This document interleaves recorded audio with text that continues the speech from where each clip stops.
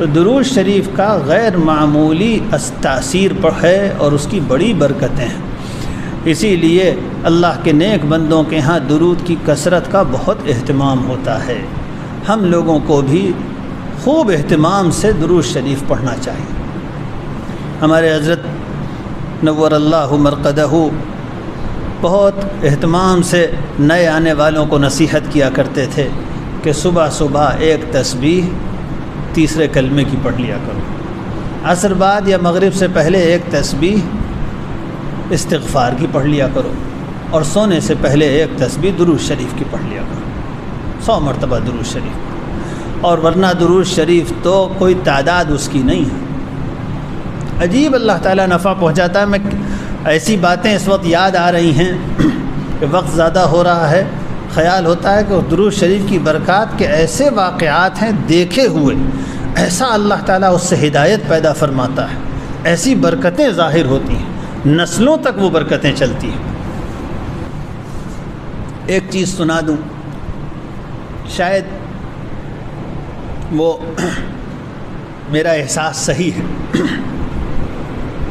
اب سے کوئی تقریباً 14-15 سال پہلے میرا ایک لمبا سفر ہوا، 1 مہینے کا پورا، برطانیہ کا۔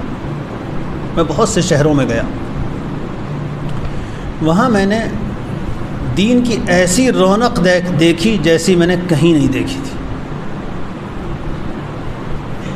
میں بہت حیران ہوا کہ اس دارالکفر میں، اس کفرستان میں دین کی ایسی رونق، ایسا دین کا کام، ایسا سنتوں کی آبادی، ایسا مساجد کا ماحول، یعنی ناقابل بیان۔ میں نے کہیں وہ ماحول نہیں دیکھا، وہ برکت نہیں دیکھی۔ ظاہر بات ہے وہاں مسلمان بہت تھوڑے سے ہیں، 1% 2% ہوں گے بہت سے بہت، لیکن جو ہیں خاص طور پر ہندوستان کے گجراتی نسل کے لوگ اور پاکستان کے بھی بڑی حد تک، تو ان میں ایک عجیب دین کی رونق نظر آئی۔ مثلا ایک مسجد میں معلوم ہوا کہ اس مسجد میں 150 حافظ ہیں۔ کیا ہندوستان میں کسی مسجد میں ہوں گے؟ مدرسے میں ہوں گے، اس کے علاوہ نہیں ہو سکتا۔ ایک مسجد میں 150 زیادہ حفاظ ہیں، حفظ کا عام معمول ہے۔ پھر اس کے بعد ایک مرتبہ جانا ہوا تو دیکھا کہ رمضان میں مسجدیں بند ہی نہیں ہو پاتی، 24 گھنٹے لوگ اتنے رہتے ہیں کہ مسجد بند ہوتی ہی نہیں، اس لیے کہ لوگ مختلف شفٹوں میں کام کرتے ہیں۔ کوئی کسی وقت آ رہا ہے مسجد میں 2 گھنٹے کے لیے بیٹھ رہا ہے، کوئی کسی وقت آ رہا ہے 1 گھنٹے کے لیے بیٹھ رہا ہے، کوئی کسی وقت آ رہا ہے 3 گھنٹے کے لیے بیٹھ رہا ہے۔ عصر کی نماز کے بعد سے لے کر مغرب تک مسجدوں سے جانے کا رواج کم ہے، بہت تھوڑے لوگ ہوں گے جو عصر کے بعد گھر جائیں یا بازار جائیں۔ رمضان ہے تو عصر کے بعد بس عصر پڑھی، اور اس کے بعد کوئی ذکر میں مشغول ہو گیا، کوئی تلاوت میں مشغول ہو گیا، کسی ایک طرف کو بیان ہونے لگا تو لوگ بیان میں شریک ہو گئے۔ اب مغرب سے پہلے دعاؤں میں مشغول ہو جائیں گے، مسجد ہی میں افطار کریں گے کھجور سے، نماز پڑھ کے جائیں گے۔ تو ایسی غیر معمولی دین کی رونق دیکھ کر مجھے بڑی عبرت ہوئی اور بہت حیرت ہوئی کہ یہ ماجرا کیا ہے۔ میں جانتا تھا اور سنا تھا کہ شیخ الحدیث حضرت مولانا محمد زکریہ صاحب رحمۃ اللہ علیہ کا ایک یہاں سفر ہوا ہے، تو یہ خیال ہوتا تھا کہ کسی خاص اللہ کے بندے کی برکت ہے یا کیا، واللہ اعلم۔ تو میں نے وہاں ایک بڑے عالم، ہمارے ماموں وہیں رہتے تھے، بڑے عالم حضرت مولانا عتیق الرحمن سنبھلی رحمۃ اللہ علیہ، میں نے ان سے پوچھا کہ ماموں صاحب میں یہ دیکھتا ہوں کہ یہ راز کیا ہے اس کا، کیا یہ حضرت شیخ کے سفر سے اس تبدیلی کا آغاز ہوا ہے؟ تو انہوں نے کہا اچھا کیا تم نے ہمارا مضمون نہیں پڑھا؟ ہم نے تو اس سفر پر ایک مضمون لکھا تھا اور اس حضرت کے اس سفر میں ہم ساتھ تھے۔ تو ہم نے کہا اچھا، تو انہوں نے بتایا کہ تم جانا ہندوستان تو الفرقان میں ہمارا مضمون پڑھنا۔ ہم نے آ کے وہ مضمون پڑھا تو اس مضمون کا ٹائٹل اور اس کا عنوان ہی یہ تھا کہ کیا اللہ تعالیٰ کو برطانیہ کے بارے میں کچھ منظور ہے؟ اس سفر کو دیکھ کر ان کے ذہن میں بھی خیال ہوا کچھ اور ہی معاملہ ہے، کچھ ہونے والا ہے یہاں، کوئی اللہ تعالیٰ کی طرف سے ہدایت کی ہوا چلنے والی ہے، کوئی اللہ تعالیٰ عطا فرمانے والا ہے۔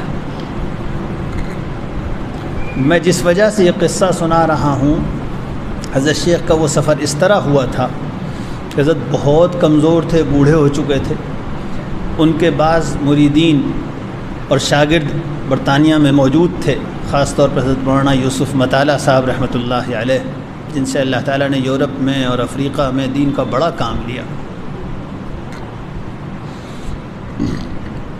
ان حضرات کا حضرت پر اصرار تھا کہ حضرت برطانیہ تشریف لے چلیے، انشاءاللہ وہاں لوگوں کو بہت نفع پہنچے گا۔ حضرت منع فرماتے تھے۔ آخر بڑی شرطوں کے ساتھ حضرت نے پھر وہ سفر کیا، اور اس طرح کیا کہ وہاں ایک چھوٹا سا شہر ہے ہولکمبری، وہاں مدرسہ تھا مولانا یوسف مطالعہ صاحب کا، صرف وہاں قیام کیا اور وہاں سے کہیں نہیں گئے۔ وہاں سے نکل کر ایک دن کے لیے تبلیغی مرکز تھا چھوٹا سا اس زمانے میں، اب تو بڑا ہو گیا، ڈیوزبری میں، ایک دن کے لیے یا چند گھنٹوں کے لیے مرکز گئے تھے، باقی اسی جگہ مدرسے میں قیام حضرت نے فرمایا۔ اور بہت ضعیف ہو چکے تھے، اور ویسے بھی حضرت شیخ بیان نہیں فرماتے تھے، لیکن اللہ تعالیٰ کو جس سے ہدایت پھیلانی ہوتی ہے وہ بغیر بیان کے پھیلتی ہے۔ حضرت شیخ کا معمول یہ تھا کہ جب حضرت وہاں تھے تو سینکڑوں لوگ حضرت کے ساتھ جمع ہو گئے تھے مدرسے میں، وہاں تو خانقاہ بن گئی تھی۔ حضرت نے سب کو معمولات طے کر دیے کہ صبح یہ ہوگا، پھر یہ ہوگا، پھر یہ ہوگا، اس وقت آرام ہوگا، خانقاہ کے معمولات۔ اور شام کو ہزاروں کا مجمع ہو جاتا تھا، آس پاس کے شہروں سے لوگ اپنے کاموں سے فارغ ہو کے مغرب تک پہنچ جاتے تھے، اور اس وقت حضرت بیٹھ کر بس یہ کہا کرتے تھے، عزیزو میرے دیکھنے سے کچھ نہیں ہوگا، مجھے دیکھ لینے سے کچھ نہیں ہوگا، اب جب تم لوگ آئے ہو یہاں تو ایسا کرو کہ اس وقت ہر آدمی کم سے کم 1000 مرتبہ درود شریف پڑھ لو۔ تو سب لوگ، اتنی دیر مجمع میں سکوت طاری رہتا تھا، حضرت بھی اور سارا مجمع 1000 مرتبہ درود شریف پڑھتا تھا۔ اس کے بعد دعا ہو جاتی تھی، لوگ چلے جاتے تھے۔ بس تقریباً 8-10 دن کا یہ معمول تھا، اور اس سفر کے بعد سے وہاں جو ہدایت پھیلنا شروع ہوئی اور مساجد آباد ہوئیں اور حفظ کے حلقے قائم ہوئے اور ذکر کی مجلسیں شروع ہوئیں، وہ عجیب و غریب اب وہ حال ہوا جو میں نے دیکھا۔ تو میں یہ عرض کر رہا تھا کہ درود شریف کی عجیب و غریب برکتیں ہیں۔ اللہ تعالیٰ مجھے بھی توفیق نصیب فرمائے، آپ حضرات کو بھی توفیق نصیب فرمائے، چلتے پھرتے بھی خوب درود شریف پڑھا کریں، اور اس کے علاوہ بھی یکسوئی کے ساتھ خوب محبت کے جذبے سے اس طرح کے رسول اللہ صلی اللہ علیہ وسلم کی خدمت میں تحفہ پیش کر رہے ہیں، قبول ہو جائے، اس طرح درود شریف پڑھا کریں۔ بعض مشائخ نے یہ نصیحت فرمائی کہ درود شریف جب پڑھا کرو تو ایسے تصور کیا کرو جیسے میں قبر اطہر کے پاس بیٹھا ہوا ہوں اور درود شریف پڑھ رہا ہوں، اور رسول اللہ صلی اللہ علیہ وسلم سماعت فرما رہے ہیں، اس تصور کے ساتھ کہ میں حضور کی خدمت میں پیش کر رہا ہوں۔ جب آدمی اس طرح پڑھے گا تو ادب کا کیا حال ہوگا، دل کی محبت اور عقیدت کا کیا حال ہوگا، کچھ تصور کیا جا سکتا ہے۔ اللہ تعالیٰ مجھے بھی نصیب فرمائے، آپ حضرات کو بھی نصیب فرمائے۔ جس طرح کے حالات ہیں، خیال ہوتا ہے درود شریف کے اہتمام سے انشاءاللہ اللہ تعالیٰ مصیبتیں بھی دور فرمائے گا، برکتیں بھی نازل فرمائے گا، اور صحیح راستوں کی اور صحیح کوششوں کی ہم لوگوں کے لیے رہنمائی بھی فرمائے گا۔